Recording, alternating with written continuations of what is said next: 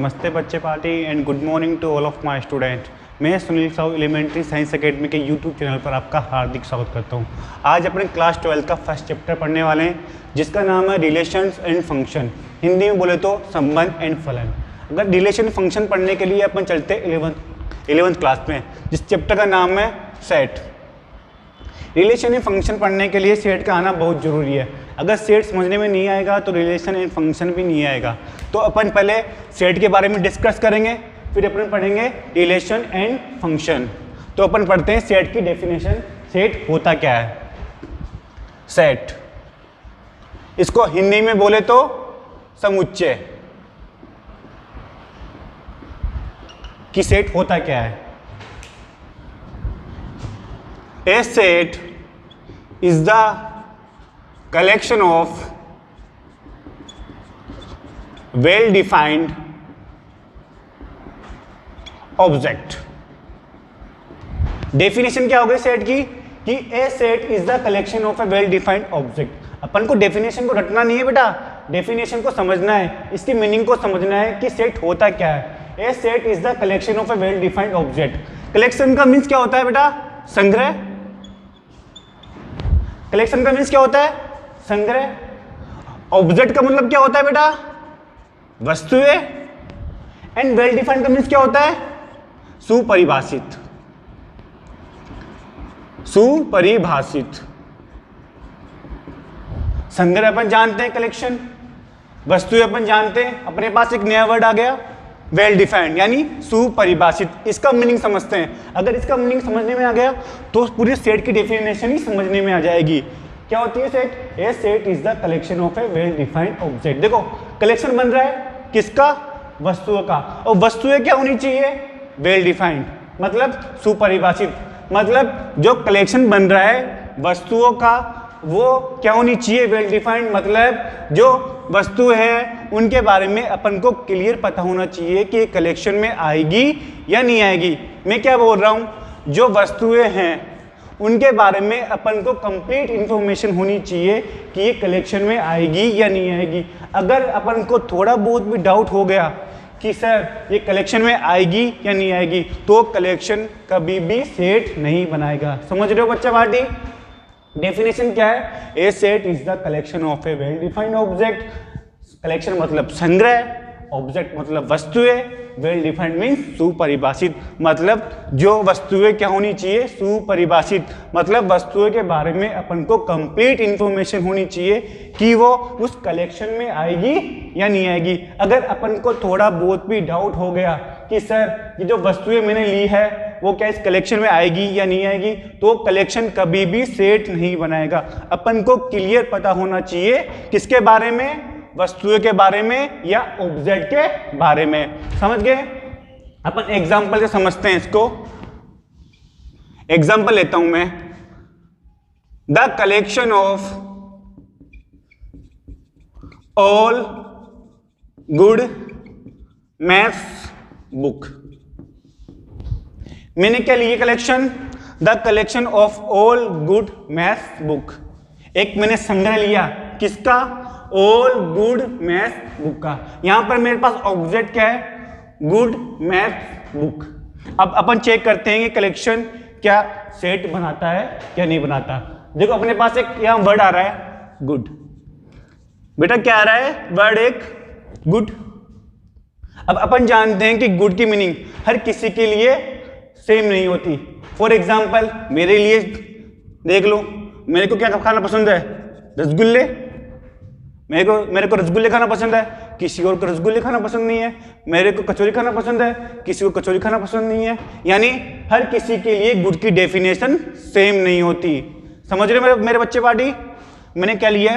The collection of all good math book, यानी अच्छी गणित की पुस्तकों का संग्रह।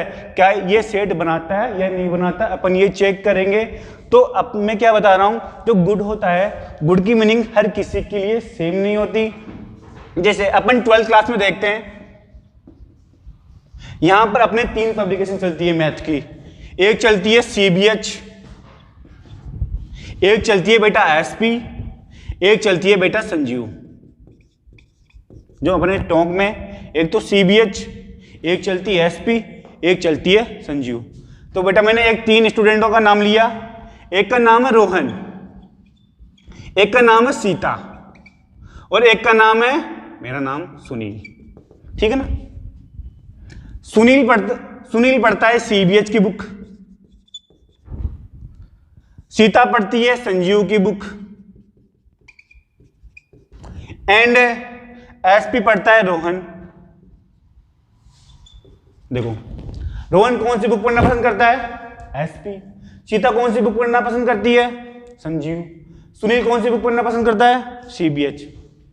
अगर मैं कलेक्शन लूं, the collection of all good math book, तो रोहन के अकॉर्डिंग, बेटा रोहन के अकॉर्डिंग तो एसपी वाली बुक तो इसमें चली जाएगी, रोहन के अकॉर्डिंग तो एसपी वाली बुक तो इस कलेक्शन में चली जाएगी, बट सीता एंड सुनील के अकॉर्डिंग एसपी वाली बुक जाएगी नहीं, इसके अकॉर्डिंग संजीव वाली बुक जाएगी, इसके अकॉर्डिंग सीबीएच वाली बुक जाएगी। तो रोहन के लिए एक डाउट आ गया कि सर मैं एसपी वाली बुक को डाल दूंगा लेकिन संजीव को डालूं या सीबीएच को, क्योंकि रोहन तो पसंद करता है एसपी पढ़ना, सीता पसंद करती है संजीव को पढ़ना एंड सुनील पसंद करता है सीबीएच को पढ़ना। तो रोहन के अकॉर्डिंग तो एसपी वाली मैथ वाली बुक अच्छी है, सीता के अकॉर्डिंग संजीव वाली बुक अच्छी है एंड सुनील के अकॉर्डिंग सीबीएच वाली अच्छी है। तो रोहन पसंद करता है एसपी को, तो यहाँ पर एसपी की वाली बुक आ गई रोहन के अकॉर्डिंग। लेकिन रोहन को डाउट हो गया सर मैं संजीव को डालूं या सीबीएच को डालूं, तो यहाँ पर डाउट आ गया the collection of A all good math book, यानी थोड़ा बहुत भी अगर अपन को डाउट आता है तो वह संग्रह क्या नहीं बनाएगा, कभी भी सेट नहीं बनाएगा। क्यों नहीं बनाएगा? क्योंकि रोहन पसंद करता है एसपी को, सीता पसंद करती है संजीव बुक को, सुनील पसंद करता है सीबीएच वाली बुक को। तो रोहन के अकॉर्डिंग एसपी वाली बुक अच्छी है, संजीव वाली सीबीएच वाली अच्छी नहीं, यानी ये वाली कलेक्शन में नहीं आएगी। सीता के अकॉर्डिंग संजीव वाली बुक अच्छी है, एसपी वाली सीबीएच वाली अच्छी नहीं है, ये कलेक्शन में नहीं आएगी। सुनील के लिए सीबीएच की बुक अच्छी है, तो एसपी और संजीव वाली बुक कलेक्शन में नहीं आएगी। तो यहाँ पर डाउट हो गया कि सर इसके अकॉर्डिंग मैं इसमें ये एसपी डालूं या संजीव डालूं या सीबीएच डालूं। तो the collection of A all good math book कभी भी सेट नहीं बनाएगा, कभी भी सेट नहीं बनेगा, क्योंकि यहां पर मेरे को डाउट आ गया कि सर मैं इसके अंदर एसपी वाली बुक डालूं या संजीव वाली बुक डालूं या सीबीएच वाली बुक डालूं। तो अपन को अगर थोड़ा बहुत भी अगर डाउट मिलता है तो वो कलेक्शन कभी भी सेट नहीं बनाएगा। ये हमेशा याद रखना, ध्यान रखना कि अपन को अगर थोड़ा बहुत डाउट मिल जाता है ना तो कलेक्शन कभी भी सेट नहीं बनाएगा। अपन को वस्तु के बारे में संपूर्ण जानकारी होनी चाहिए कि वो इस कलेक्शन में आएगी या नहीं आएगी। तो the collection of A all good math book कभी भी सेट नहीं बनाएगा। समझ गए बच्चा पार्टी? अब एक और एग्जांपल लेता हूं मैं, the collection of all math book. ये फर्स्ट एग्जांपल, ये second example. The collection of all maths book. आप मेरे को कोई सी भी मैथ की बुक ला के दे दो, जो भी मेरे को मैथ की बुक दिखेगी वो मैं डाल दूंगा इस कलेक्शन के अंदर, कुछ भी डाउट नहीं आएगा। आप मेरे को कोई सी भी मैथ की बुक ला के दे दो, कोई सी भी, मैं इस कलेक्शन के अंदर डाल दूंगा, कुछ भी डाउट नहीं आएगा। तो ये क्या बनाएगा? एक तरह से सेट बनाएगा। क्या बनाएगा? सेट बनाएगा, क्योंकि मेरे को इसके अंदर कुछ भी डाउट नहीं आ रहा। आप मेरे को कोई सी भी मैथ की बुक ला के दे दो, मैं इस कलेक्शन के अंदर डाल दूंगा, वो कलेक्शन क्या बना लेगा? एक सेट बना लेगा। लेकिन the collection of A all good math book कभी भी सेट नहीं बनाएगा। क्यों?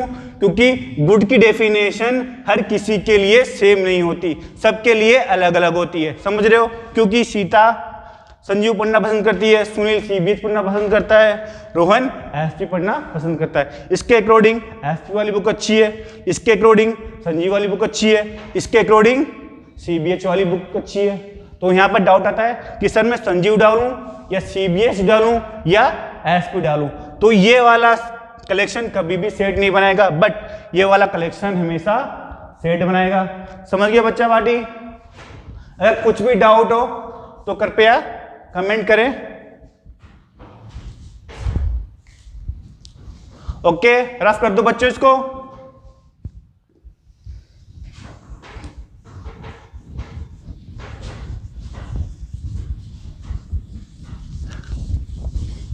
तो अपन लिखते हैं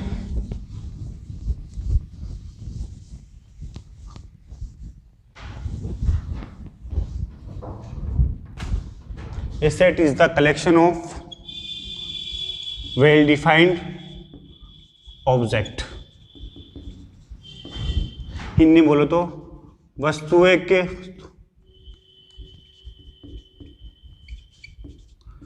सुपरिभाषित संग्रह को क्या कहते हैं? समुच्चय कहते हैं।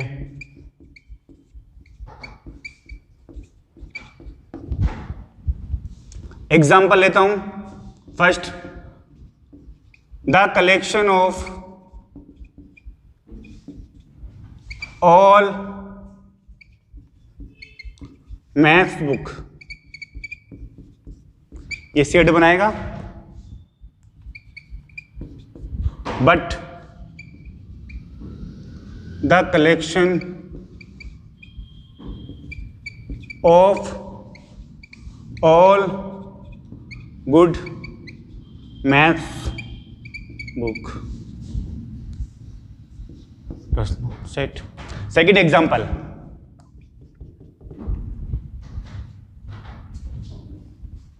The collection of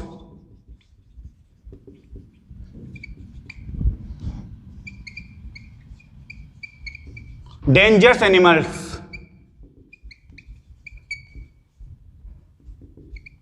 in the world. एक फिर लेता हूं मैं, the collection of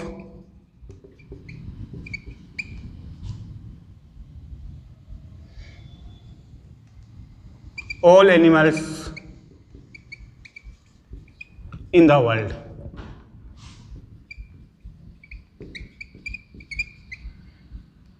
in the world मैंने एक दो the collection of dangerous animals in the world, the collection of all animals in the world.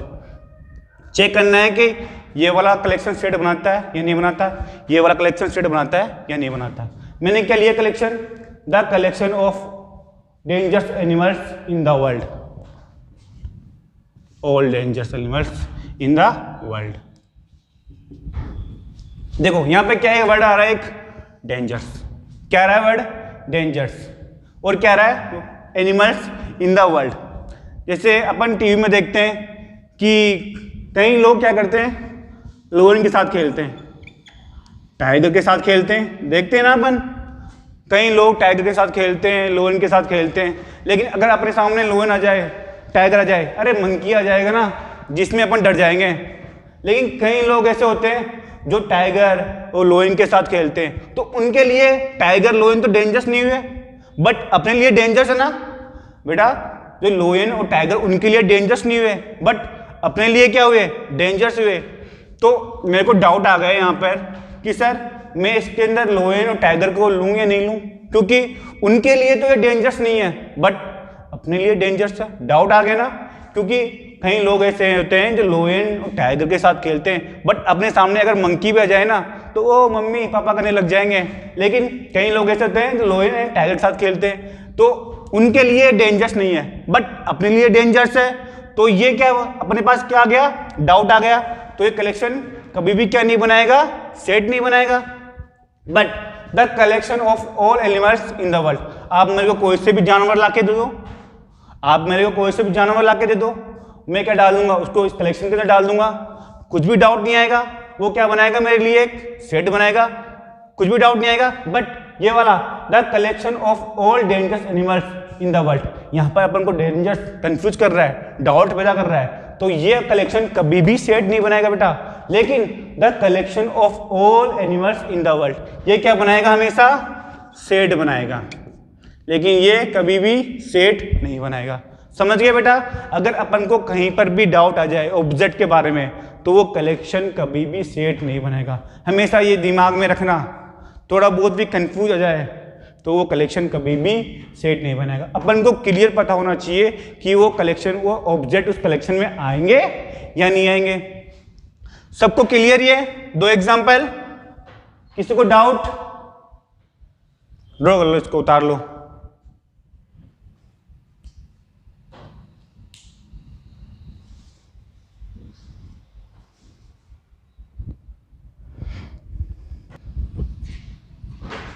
बेटा रफ कर दो इसको, रफ कर रहा हूं ना, समझ में आ गया आपको बेटा?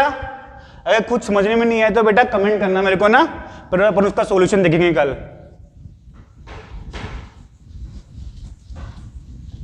तो सेट की डेफिनेशन अपन को पता होनी चाहिए, सेट क्या होता है उसके बारे में पता होना चाहिए, सेट की मीनिंग के बारे में पता होना चाहिए, वेल डिफाइन क्या होता है उसके बारे में पता होना चाहिए, जब भी अपन को रिलेशन फंक्शन समझने में आएगा।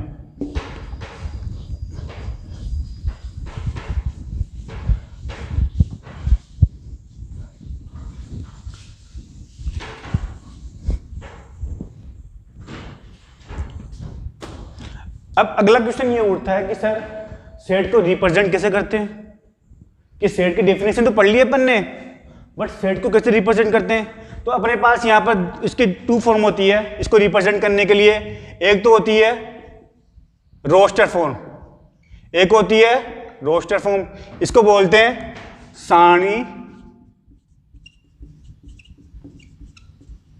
सारणीबद्ध रूप।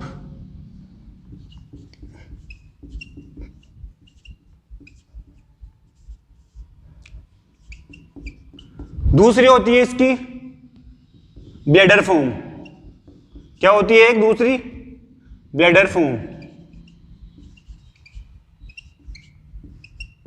इसे बोलते हैं नियम रूप, हिंदी में नियम रूप। यानी सेट को दो तरीके से रिप्रेजेंट किया जाता है, एक तो होता है रोस्टर फॉर्म, एक होता है ब्लेडर फॉर्म। यानी सारणीबद्ध रूप एक है नियम रूप। पहला पढ़ते हैं अपन रोस्टर फॉर्म, पहला पढ़ते हैं अपन रोस्टर फॉर्म। मैं लिख देता हूं यहां पर,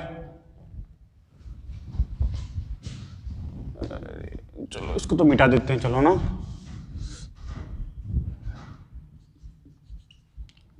there are 2 form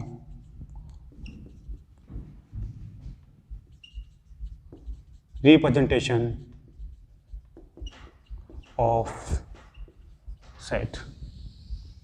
There are 2 form of representation of a set. यानी सेट को 2 तरीके से रिप्रेजेंट कर सकते हैं, एक होता है रोस्टर फॉर्म, एक होता है ब्लेडर फॉर्म। अब रोस्टर फॉर्म में होता क्या है?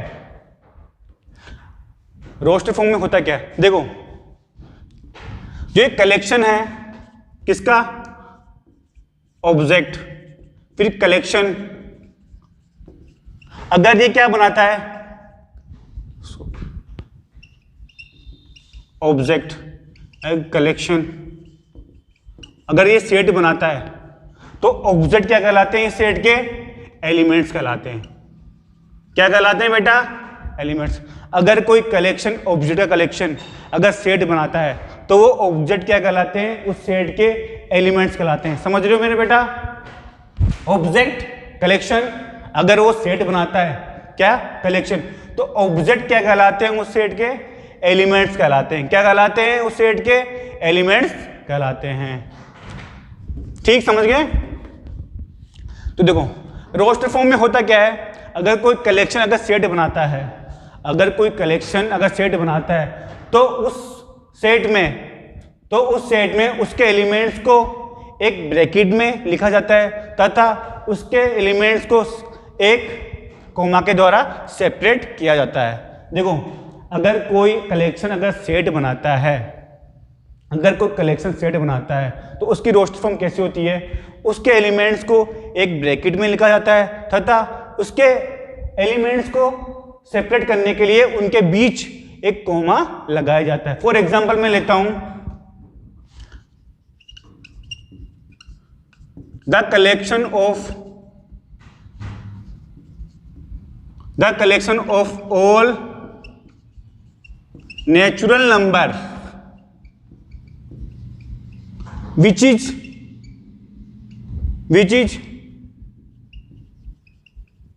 greater than 1 and less than 10। मैंने कलेक्शन लिया, the collection of all natural number which is greater than 1 and less than 10। Collection किसका लिया है? उन नेचुरल नंबरों का जो क्या है 1 से तो बड़े हैं लेकिन क्या है 10 से छोटे हैं। मैंने क्या लिया है, the collection of all natural numbers which is greater than 1 and less than 10।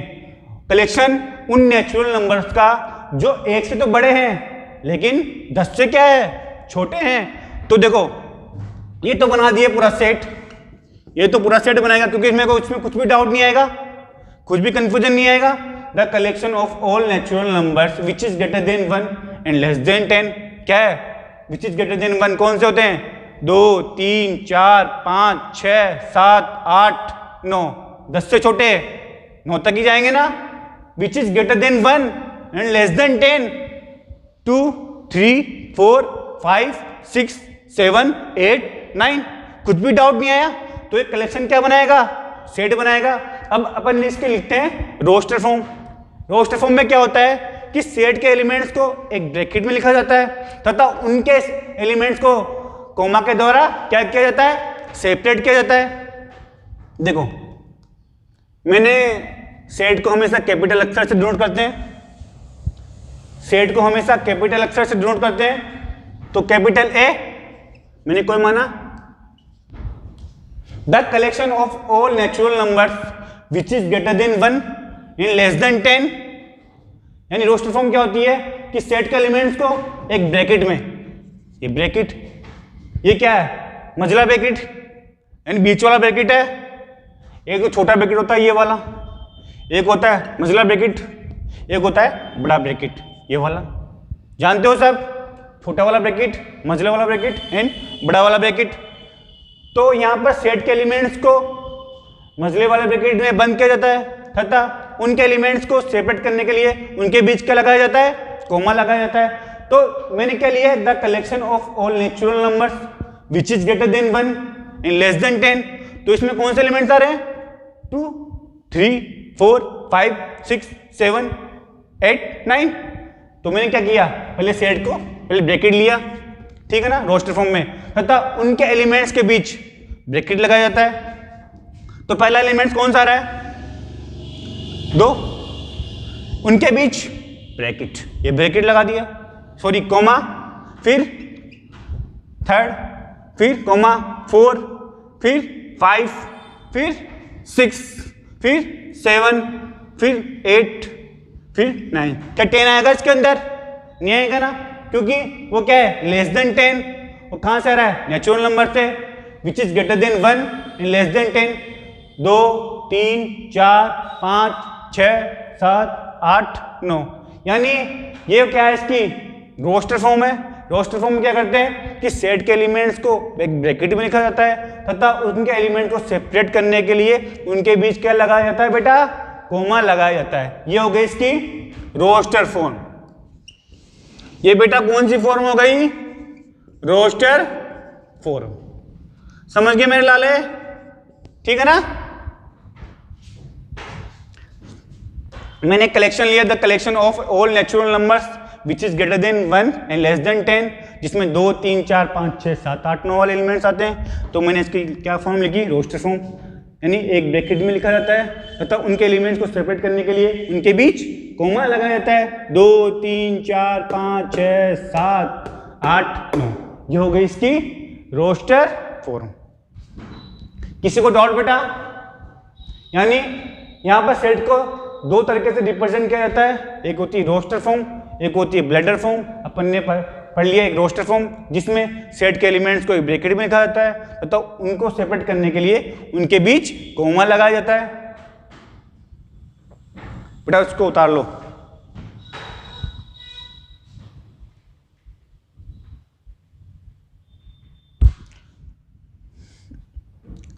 समझने में आ गया बच्चा वाडी, कोई डाउट?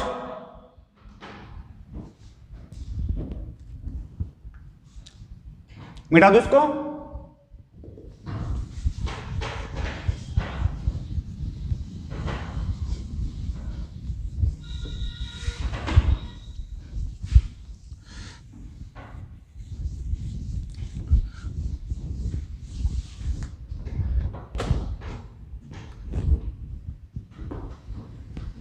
देखो बेटा अपन फर्स्ट लेके चलते हैं एक ये अपन के बारे में अपन को पता होना जरूरी है।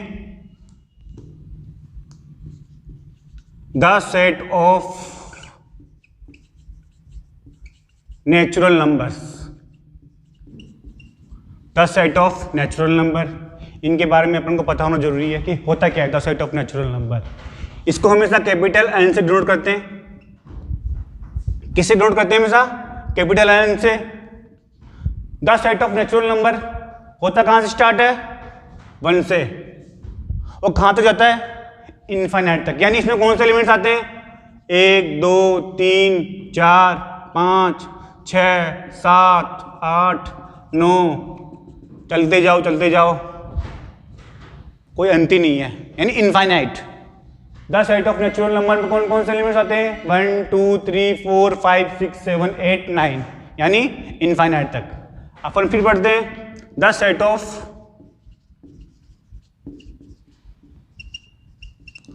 Whole numbers. इसको हिंदी में बोलते हैं बेटा प्राकृत संख्याएं। इसको क्या बोलते हैं हिंदी में? प्राकृत संख्याएं। इसको बोलते हैं हिंदी में पूर्ण संख्याएं। The set of whole numbers, देखो इसको हमेशा कैपिटल डब्ल्यू से डिनोट करते हैं। The set of natural number हो गया, जो कहां से स्टार्ट होता है? 1 से, और कहां तक जाता है? इनफाइनाइट तक। सेकंड पढ़ते हैं अपन the set of whole numbers. The set of whole numbers, इसको हिंदी में क्या बोलते हैं? पूर्ण संख्याएं। क्या बोलते हैं इसको हिंदी में? पूर्ण संख्याएं। इसे किससे डिनोट करते हैं? कैपिटल डब्ल्यू से। ये कहां से स्टार्ट होती है बेटा? 0 से। कहां से स्टार्ट होती है? 0 से, और कहां तक जाती है? 0 1 2 3 4 5 6 इंफिनिटी तक, कोई अंत नहीं है। यानी इनमें क्या डिफरेंस है इन दोनों में? इसमें 0 इंक्लूड नहीं है, बट इसमें 0 इंक्लूड है। यानी इसमें 0 नहीं है, इसमें 0 है, बस इसमें इतना डिफरेंस है। थर्ड पढ़ते हैं अपन the set of integer numbers. The set of integer numbers, ये क्या होता है बेटा? इसको कैपिटल जेड से रिप्रेजेंट किया जाता है। इसमें क्या होता है? देखो धनात्मक वाली संख्या आ रही है 1 2 3, इसमें क्या आ रही है? 0 इंक्लूड है। बट इसमें क्या होता है? ऋणात्मक वाली संख्या भी आती है, मतलब नेगेटिव वाले नंबर भी आते हैं, 0 भी आता है, इसके साथ ही पॉजिटिव वाले नंबर भी आते हैं। मतलब बेटा ये गया माइनस इन्फिनिटी तक, यानी -5 -4 -3 -2 -1 0 1 2 3 4 इन्फाइनाइट तक।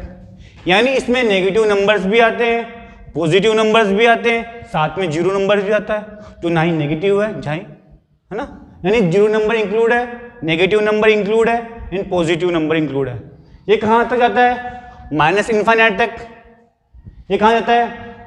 प्लस इन्फाइनाइट तक, यानी कोई अंत नहीं है। इन्फाइनाइट यानी जिसका कोई अंत ही नहीं है, वो क्या होता है? इन्फाइनाइट। अब पढ़ते हैं अपन फोर्थ, द सेट ऑफ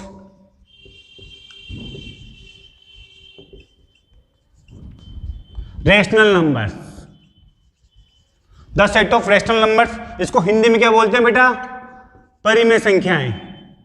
क्या बोलते हैं? परिमेय संख्याएं। आपने परिमेय संख्या खूब पढ़ी होगी 10th क्लास में, रियल नंबर्स, जिसमें रियल नंबर्स में क्या आते हैं? परिमेय संख्याएं। परिमेय संख्याएं यानी जो रियल नंबर का सेट होता है वो क्या होता है? परिमेय संख्याएं व परिमेय संख्याओं से मिलकर बनता है। तो the set of rational numbers यानी परिमेय संख्याएं। अब इसको कैसे रिप्रेजेंट करते हैं? इसको कैसे रिप्रेजेंट करते हैं? मैंने कुछ एक नाम दे दिया, इसको कुछ भी नाम दे दो, ए या क्यू नाम दे दो इसको, कैपिटल क्यू। इसकी फॉर्म क्या होती है? देखो ये क्या, ये होता है P/Q के रूप में, P/Q के रूप में, जहां क्यू क्या नहीं होना चाहिए, नॉन जीरो। अगर क्यू जीरो हो गया तो 1/0, 2/0, इनफाइनाइट, कोई नंबर ही नहीं है। अगर क्यू जीरो हो गया तो कोई पी नॉन जीरो होगा, बटे में क्या है, एक जीरो नंबर, तो क्या होता है, इनफाइनाइट। पता है ना बेटा, अगर कोई नॉन जीरो नंबर है और उसके बटे में अगर जीरो आ जाए तो उसका मान क्या होता है, इनफाइनाइट, जो कोई मान, जिसका कोई मान ही नहीं है। तो अपन क्या लेते हैं यहाँ पर, क्यू को नॉन जीरो। और पी और क्यू आते कहां से, पी और क्यू आते कहां से, इंटीजर नंबर में से। पी और क्यू आते कहां से, इंटीजर नंबर से। देखो इसका मतलब होता है बिलोंग टू, इसका मतलब क्या होता है, बिलोंग्स टू, यानी P और Q कहां से आ रहे हैं, इंटीजर नंबर में से, यानी ये वाले नंबर में से, जिसमें कौन कौन से एलिमेंट्स है, माइनस वाला नंबर है, पॉजिटिव वाला नंबर है, वह जीरो, यानी जिसमें Q नॉन जीरो है, P तो कुछ भी हो सकता है, P Q नॉन जीरो है, P तो इंटीजर है, तो इसमें कौन से नंबर आते हैं, इंटीजर नंबर। इसकी फॉर्म क्या होती है, P बटे Q क्या होना चाहिए, नॉन जीरो। ये होती है रेशनल नंबर की फॉर्म। ये क्या होती है बेटा, रेशनल नंबर की फॉर्म। अब एग्जांपल समझते हैं। देखो for example P and Q कहां से आने चाहिए, इंटीजर नंबर में से। Q क्या होना चाहिए, नॉन जीरो। तो मैंने एक लिया 2/3, 2/3, 2 कहां से आ रहा है, इंटीजर में से है, नहीं है, इंटीजर में है, ये रहा। 3 कहां से है, इंटीजर में है, और 3 क्या है, नॉन जीरो, जीरो के बराबर नहीं है। तो ये क्या हुआ, एक रेशनल नंबर हुआ। जो P बटे Q के रूप में लिखा जाए वो क्या होते हैं, रेशनल नंबर, और Q क्या होना चाहिए, नॉन जीरो। आप इसको एग्जांपल लेते हैं, -5/73, -5/73, -5 इसमें है इंटीजर नंबर में, 73 इसमें है इंटीजर नंबर में, 73 नॉन जीरो है, तो ये किस में आ गए, बट्टे की फॉर्म में आ गए। तो कौन से नंबर हो गए, ये रेशनल नंबर्स। ये कौन से नंबर्स हो गए बेटा, rational numbers.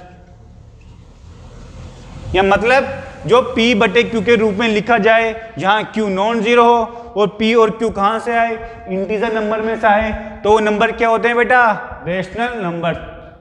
The set of natural number हो गया जो 1 से स्टार्ट होते हैं, the set of whole number हो गया जिसे हिंदी में पूर्ण संख्या बोलते हैं, जो 0 से स्टार्ट होती है। The set of integer number हो गए जिसमें जिसमें minus number, positive number, zero include होते हैं, वो क्या होते हैं, इंटीजर नंबर। जो P बटे Q के रूप में होते हैं वो क्या होते हैं, रेशनल नंबर। एक सेकंड होता है, फिर इसको उतार लो बेटा।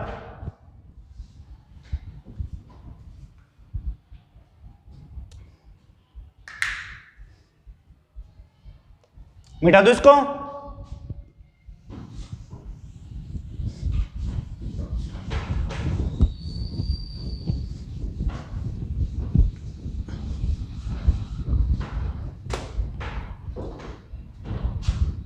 फिफ्थ,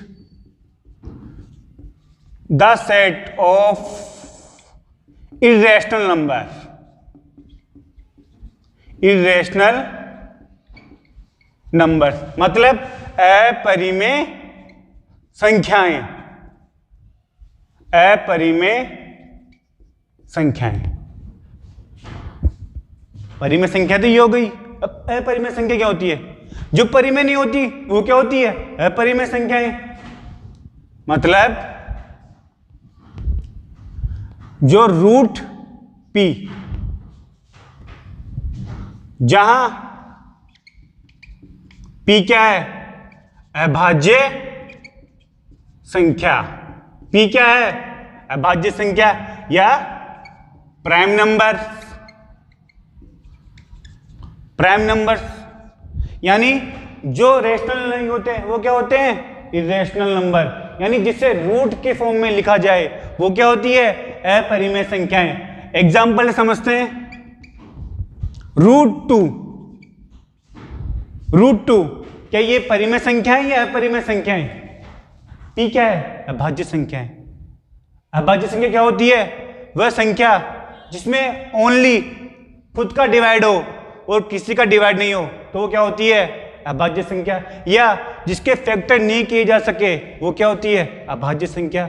वह नंबर जिसके फैक्टर नहीं किए जा सके, यानी जिसके गुणनखंड नहीं किए जा सके, वो क्या होती है? अभाज्य संख्या। दो के फैक्टर कर सकते हो क्या कुछ? दो तो दो ही होता है, दो क्या है? एक अभाज्य संख्या। तो ये क्या हुई? Irrational number. ये क्या हुए? अपरिमेय संख्या। ये कौन से नंबर हुए बेटा? अपरिमेय संख्याएं। क्या √16 क्या अपरिमेय संख्या है? क्या √16 क्या अपरिमेय संख्या है? अपरिमेय संख्या क्या होती है? √p, जहां p क्या है? प्राइम नंबर, अभाज्य संख्या। क्या ये √16 क्या अभाज्य संख्या है? नहीं, क्योंकि √16 क्या होता है? 4 क्या हुआ? Natural number. देखो 4 क्या क्या है, देखो इसका मान क्या है? 4। तो 4 क्या है? नेचुरल नंबर भी है, इंटीजर नंबर भी है, होल नंबर भी है, रेशनल नंबर भी है। देखो 4 क्या हुआ? इंटीजर में आता है, नेचुरल में आता है 1 2 3 4, इंटीजर में आता है 1 2 3 4, होल में आता है 0 1 2 3 4, और रेशनल है। इसे 4/1 नहीं लिख सकते क्या? 4/1 नहीं लिख सकते क्या? p/q, जहां p और q क्या होना चाहिए? इंटीजर। q क्या होना चाहिए? Non zero. 1 क्या है? नॉन जीरो है, ये इंटीजर है। 4 और 1 इंटीजर नंबर में से आ रहे हैं, तो ये क्या हुई? एक रेशनल नंबर हुई। तो ये नेचुरल नंबर भी है, इंटीजर भी है, होल नंबर भी है, रेशनल भी है, but not irrational number. But not irrational numbers. समझ गए बेटा? इरेशनल नंबर क्या होते हैं? परिमेय संख्याएं जिसे √p के फॉर्म में लिखा जाए, जहां p क्या है? अभाज्य संख्या। तो नंबर क्या होते हैं? Irrational numbers. एग्जाम्पल लो एक और।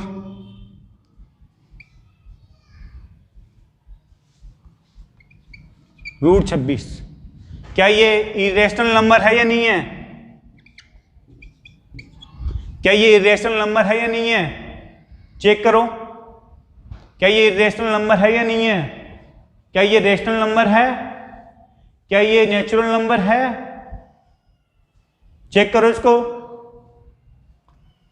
26 के फैक्टर क्या होंगे बेटा? 26 के फैक्टर क्या होंगे? देखो क्या होंगे 26 के फैक्टर?